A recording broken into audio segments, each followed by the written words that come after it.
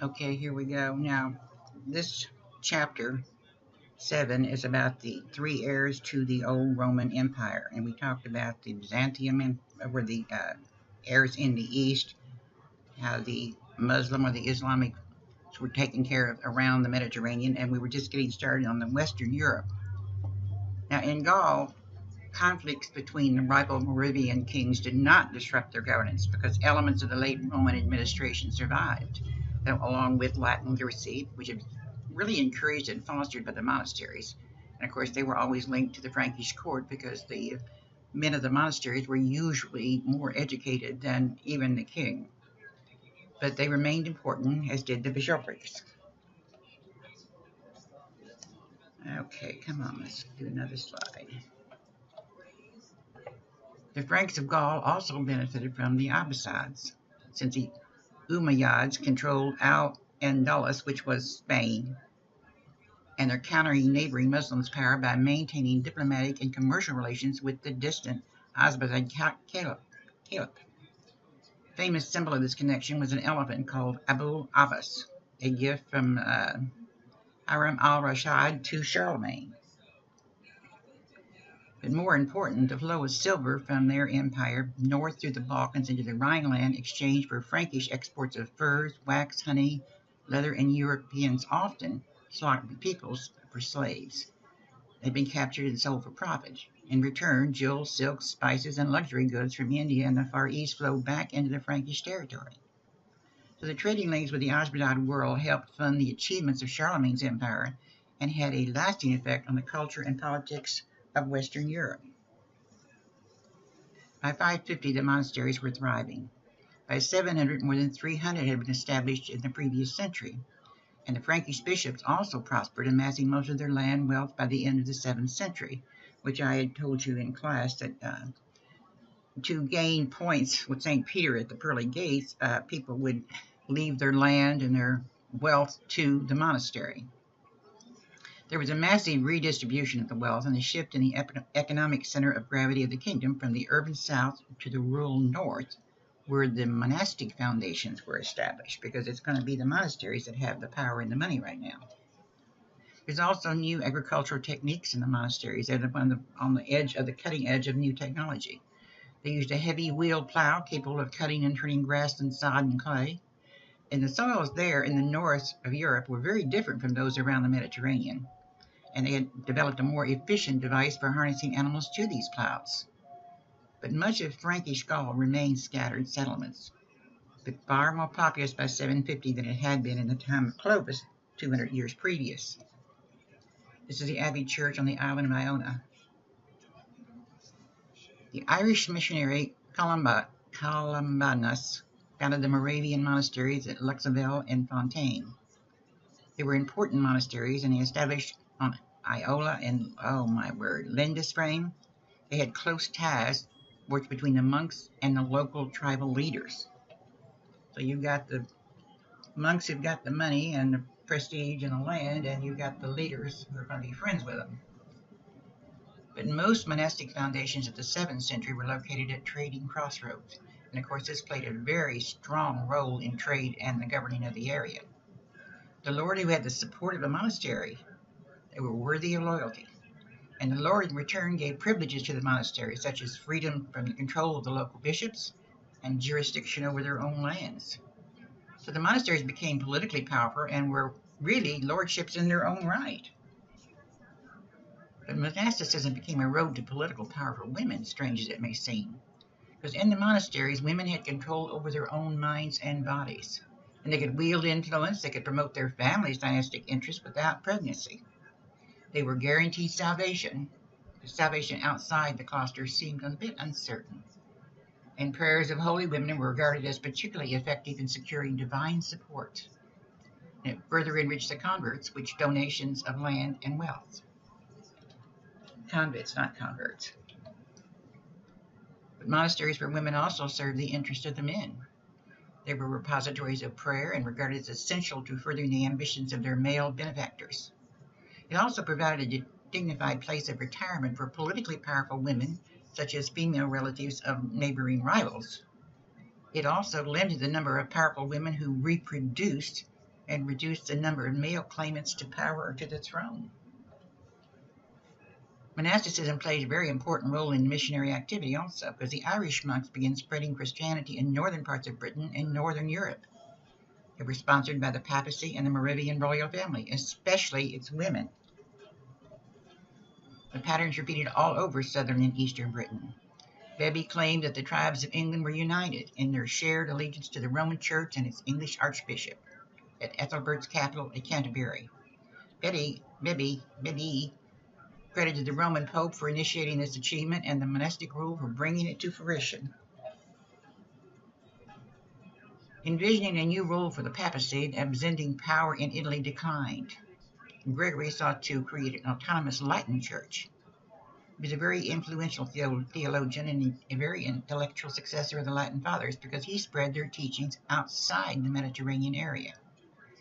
He also put a lot of emphasis on penitence for the forgiveness of sins and the concept of purgatory as a place where the soul could be purified before admitted into heaven. And although this had been a tenet of the church prior to this, he is the one who's really pushing it. It's also come into play big time during the Crusades a little bit later. But emphasis on pastoral care and proper instruction and encouragement of the laity. He sought to increase the effective power of Christian worship by promoting the performance of music. Therefore, we now have what we call the Gregorian chant, which if you've never heard it, it's a real deep a cappella group of men singing, and it's very moving.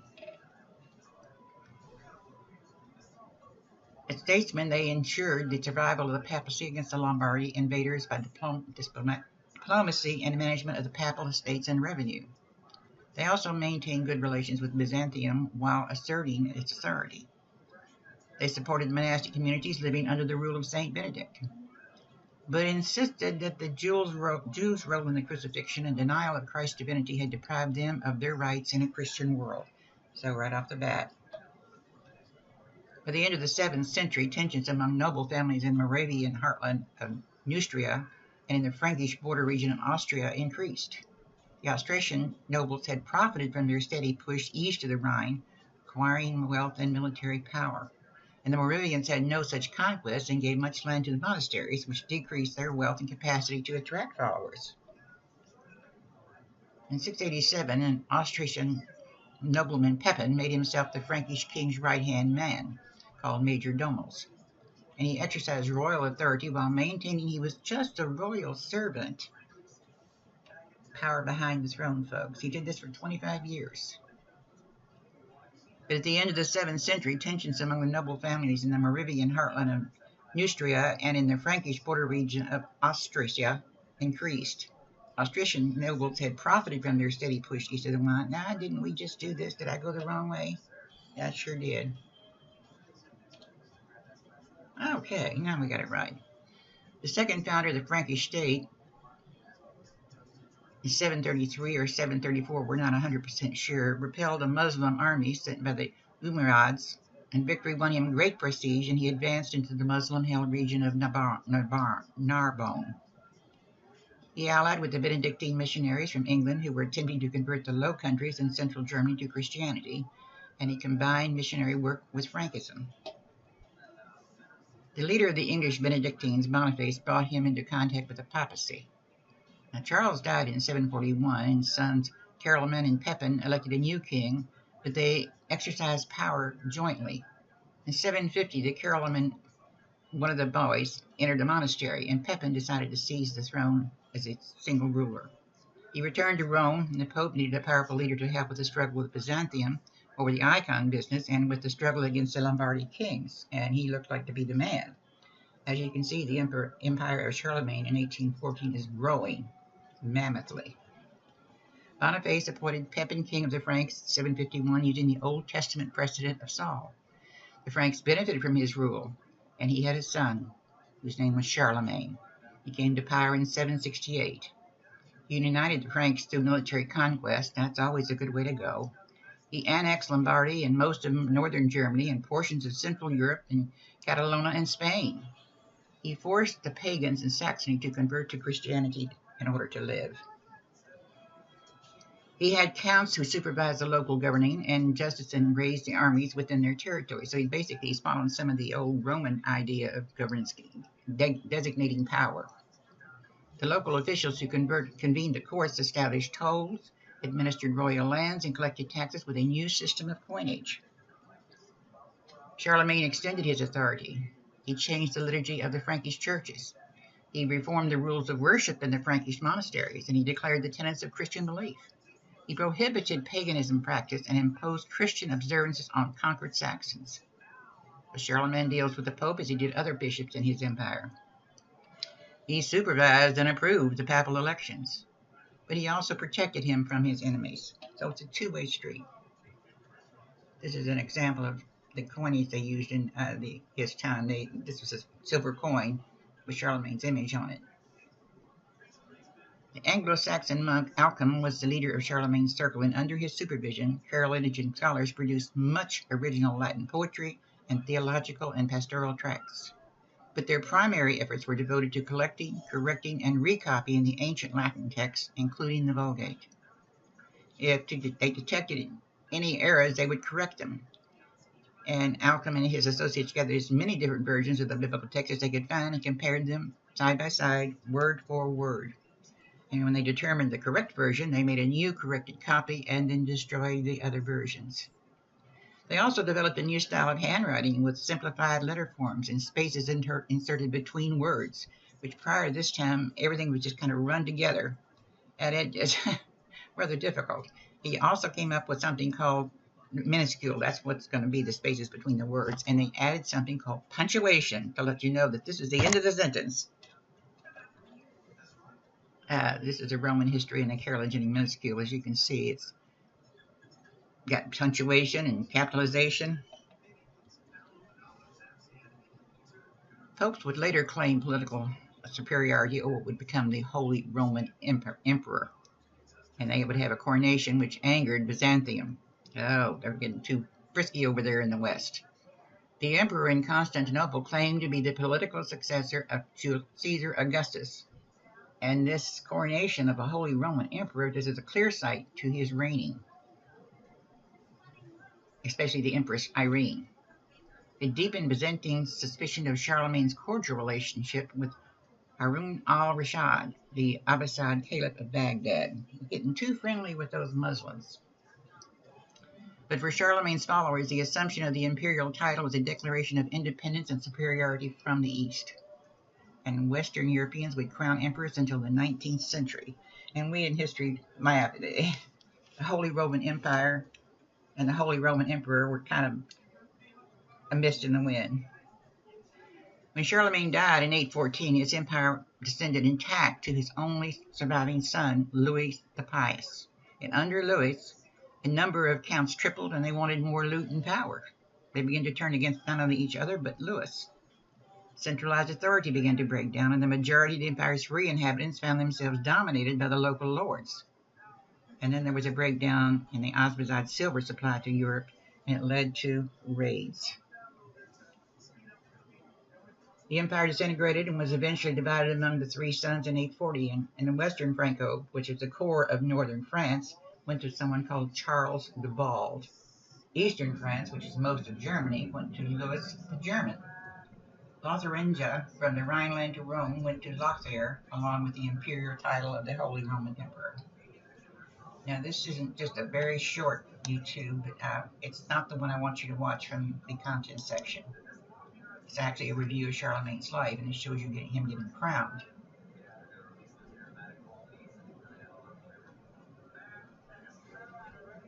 Well, maybe. Okay, here we go.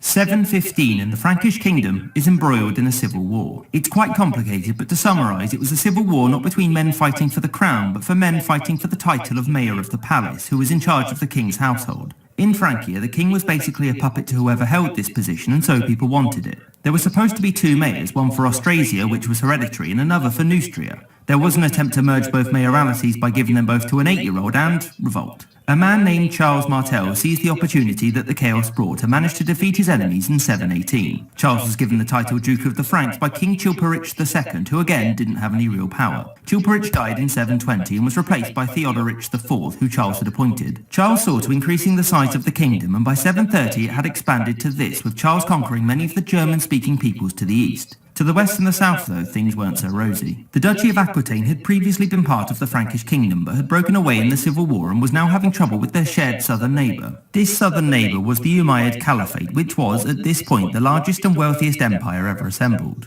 The Caliphate, after numerous attempts, had started to conquer Aquitaine, forcing its Duke Otto to ask Charles for assistance. He granted it in return for Aquitaine's submission, and Charles mobilised his army and met the Caliphates here at the famous Battle of Tours, sometimes called the Battle of Poitiers. It was a decisive Frankish victory and was thus cemented forever as one of the most famous battles in history. The exact importance of the battle is fiercely debated, with opinions ranging from it merely halting further raiding to saving Christianity in Western Europe. Anyway, the Caliphate would try again in the following years, but failed, and by 740 it ceased to be an existential threat to Francia. So in 737, King Theodoric IV had died, and Charles decided he didn't need to appoint another king, and so he didn't. He didn't take the crown for himself, though, and still ruled as mayor until his death in 741. Before his death, the territories of the kingdom had been split between his sons, Carloman and Pippin. In 743, they both chose a new king, Childeric III, but as expected, he had no authority. The first half a decade of their joint rule saw several revolts in the east and some clashes in the south, but it was largely stable. In 747, Carloman renounced his title and became a monk, leaving Pippin as the sole ruler.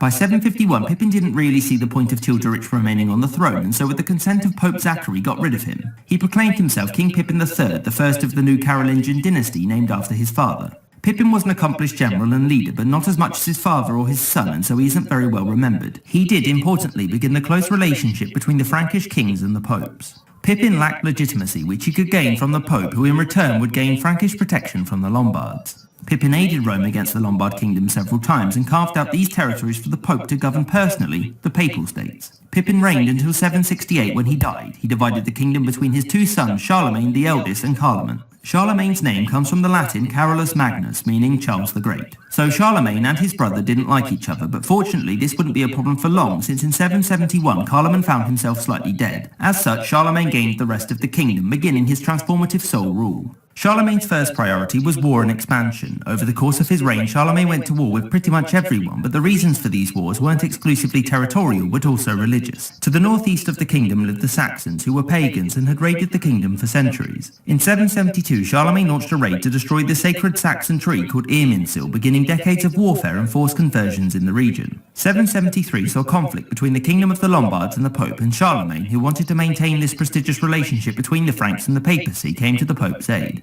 It was a quick war, and the Lombards were defeated the next year when Charlemagne captured its capital, Pavia. He thereafter proclaimed himself as the king of the Lombards, but did keep the territory separate from Francia proper. He also conquered the Duchy of Spoleto and gave some authority over it to the Pope. The war with the Saxons continued at a grindingly slow pace until they rallied behind a man called Widukind. Charlemagne was unhappy with this, and so in 782 he ordered the execution of over 4,000 Saxon prisoners, and in 785 Widukind accepted baptism. The decades following this saw major expansion of the kingdom, starting in 787 with the subjugation of Benevento here. The next year the kingdom expanded further east with the integration of Bavaria and the conquest of Carinthia, which brought the Franks into contact with the very wealthy Avars. It wasn't long before war broke out between the two, and the Franks, led by Charlemagne's son Pippin, invaded. The Avars had lost by 796 and their royal residence, called the Ring, was sacked. Immediately after this, Charlemagne subjugated Croatia and these areas. The next year, Charlemagne finished subjugating the Saxons, so he could finally tick that off. In 799, he did the same to the Bretons, thus making the map nicer to look at, and he also conquered Barcelona. Thus, on the cusp of the year 800, the kingdom looked like this, and it's no wonder that it's sometimes referred to as the Carolingian Empire. Running this massive kingdom required ever more complex and capable methods of administration. The running of the kingdom revolved around the royal court, which regularly moved around the empire to various royal palaces, the most notable being here at Aachen.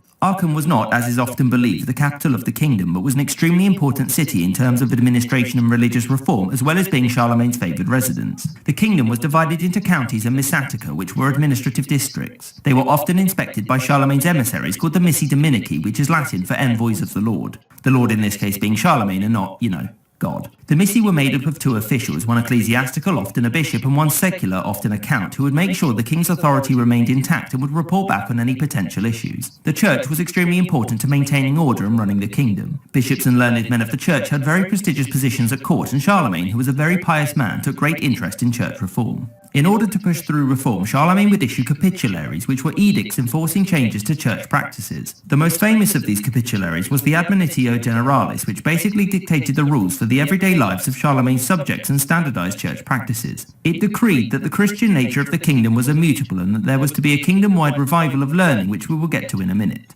The year 800 saw the most famous event of Charlemagne's reign when he went to Rome after Pope Leo III had fled to him because some of his enemies had tried to blind him. Charlemagne went back to Rome with him to sort things out, which he did, and whilst he was there, Leo III crowned him Imperator Romanum, or the Roman Emperor. Charlemagne thus became the first emperor in the West since the fall of Rome over 3 centuries prior. This title didn't really do much except grant a bunch of prestige and wind up those in the still very much alive Eastern Roman Empire. The Eastern Empire, often called the Byzantine Empire, was at this point being run by a woman, Irene, who had fallen out with the papacy, and so instead of patching things up, they simply picked a new emperor. The big debate surrounding Charlemagne's coronation hinges on whether or not he was the first Holy Roman Emperor, or if it was Otto I in 962. Those living at the time saw no difference between the title bestowed on Charlemagne or Otto I, and the distinction exists in the mind of historians only, who like to categorize things. In fact, the title was seen as no different to the one bestowed on Augustus. So, as previously stated, Charlemagne wanted to ensure that learning was revived in his kingdom, and so he oversaw a period known as the Carolingian Renaissance. The reason for this, much like Charlemagne's conquests, were religious, since it was believed that you couldn't be a good Christian until you knew what a good Christian was. It was seen as the duty of rulers to oversee the salvation of their subjects' souls, and so the exercise of power had to be combined with greater knowledge, a concept known as correctio. From across Europe, he sponsored scholars to come to his court, such as Alcuin from Northumbria, Paul the Deacon from the old Lombard kingdom, and Einhard, a Frank.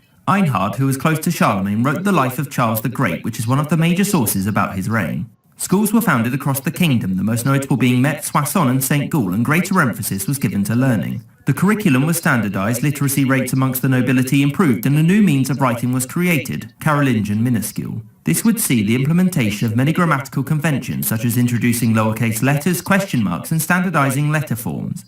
All of this led to a massive increase in the number of texts produced and a strengthening of the church, whose literacy rate made it indispensable to leaders. Charlemagne undertook much of this learning himself, and there is a common belief that he was illiterate. He probably wasn't, but there isn't overwhelming evidence either way. He didn't learn Latin, which was an official administrative language, until his later life though, and Einhard claimed that he could speak and read Greek, but the truth of that is less clear. So, now that Charlemagne was an emperor who'd reformed his empire and conquered most of his neighbours, there was only one thing left to do: conquer more neighbours. In 805, after some raiding, Charlemagne took his forces to the east and subjugated all of these people, notably the Bohemians. In the south, there were some more conflicts with the Muslims, and by 812 the Franks had expanded to here. The only power in Europe that could challenge Charlemagne now was the Eastern Roman Empire, which held this territory, most notably Venice. In 812, Charlemagne won a diplomatic victory when the Byzantines recognised him as the legitimate emperor in the west, which might have had something to do with the fact that he had an army just outside of Venice. Whilst the size of the Frankish kingdom may have dissuaded aggression by the Byzantines, it didn't deter the Danes. Pretty much immediately after Francia's borders had expanded to reach Denmark's, raiding had begun up and down the coast. These raids were pretty devastating, but ultimately were nothing compared to what Charlemagne's successors would have to endure. Charlemagne's 47-year reign would come to an end when he died in 814. His eldest son, Pippin, had died in 811, and so he had only one legitimate son left, Louis, better known as Louis the Pious. His reign was somewhat less successful than his father's, though, and he ended up dividing the kingdom up between his sons, which led to the rise of 2 major states: in the west, the Kingdom of France, and in the east, the Holy Roman Empire. So Charlemagne is remembered as many things: a conqueror, a patron of scholars, as a reformer, and as a protector of the church. After his grandsons divided the empire between them, Charlemagne was considered the father figure of the new states which came out of it. Much of his reign was driven by his desire to be a great Christian king. He believed it was his duty to subjugate the surrounding areas and force conversions within them in order to save the souls of those who lived there. It is important to remember that much of his great legacy was built upon the work of his forebears Pippin and Charles Martel, without whom there may not have been a Francia at all. One thing is almost universally agreed upon though: Charles most certainly deserved to be remembered as the Great. I hope you enjoyed this episode, and thank you for watching. There are some book recommendations in the description below if you'd like to know more. Well, it's good to know that I wasn't that terribly far off in my pronunciations of some of those words. I mean, wow. Charlemagne was quite the dude. And one of the things you should probably remember is his sons, establishing France when he divided the kingdom into three. He just barely mentioned the invasions and the raids going on, and of course it was the Viking. At first, small-scale operations, but soon some Viking attacked and was organized, very organized, and they had armies of thousands. And they used these very flat-bottom boats which could go up little narrow creeks. They didn't have to depend on staying out in the ocean. So by the 10th century, the Vikings controlled eastern England, Ireland, the islands of Scotland, Normandy, which they call Norseland, and the East created proto-Russian state. They later colonized Greenland and Vinland. They assimilated rapidly and threat diminished because they were converted to Christianity before you know it, and they were very easy to assimilate. They really were looking for land and a home, I guess, something that wasn't as cold as where they came from. But they, of course, destroyed monasteries and looted them. But they created towns, and because of this, they all had money. Perhaps money is the wrong word. They had species. They brought large amounts of silver into the local economies. So the patterns of the Viking activity and settlement, as you can see, they went way inland. They established a court school and fostered a distinctive Anglo-Saxon literary culture. And Anglo-Saxon as a language came to rival Latin as a language of administration, history, scholarship, and spirituality. And the oral traditions of poetic composition and storytelling were preserved, such as Beowulf, which we're not going to go into. It's a story of a Norse guy that wants to kill a beast. It's hard to read, and we're not going to have time to get into it. I went the wrong way. Disintegration of the Islamic world. It didn't never totally disintegrate, but it's going to start shrinking a little bit. Because the impoverishment of the Mesopotamian was due to an ecological crisis, such as bad weather and bad crops. And of course, when you get people who are hungry, you have revolts, and there were slave revolts. And of course, as a result of this is the decline of tax revenues, and you don't have the money to pay your mercenary soldiers or to pay your bureaucracy. I keep going the wrong way, I'm sorry. So this concludes the lecture for Chapter 7. Chapter 8 is expansion of Europe. And we're getting almost to 1000 Common Era, and we're getting into some pretty hefty, interesting times. Don't forget to watch that link called Islam in the content section.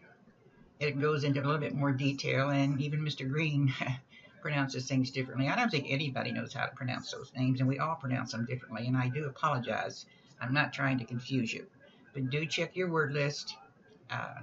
Watch that film, because Thursday we're going to do Chapter 8, the expansion of Europe. And if we don't get that one finished, we'll do the same as we've done this way, because I want you to have a test over 5, 6, 7, and 8 for this weekend. We've got to get moving.